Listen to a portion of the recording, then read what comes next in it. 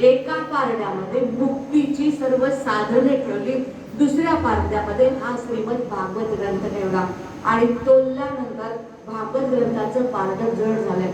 आणि मग तेव्हा ब्रह्मदेवाला आश्चर्य वाटलंय. ब्रह्मदेवाने सांगितलंय, मने भगवत रूपम शास्त्रम भागवतम कलो पठनात श्रवणात दर्शनात वैकुंठम पठनात श्रवणात सद्यो वैकुंठ फलदायकम.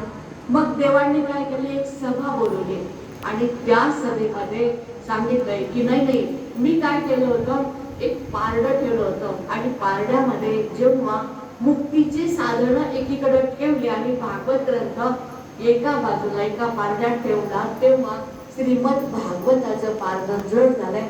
ब्रह्मदेवाने सभा बोलवली, सगळ्यांना देवी देवता यक्ष किन्नर किम पुरुष चारण पन्नाग सगळ्यांना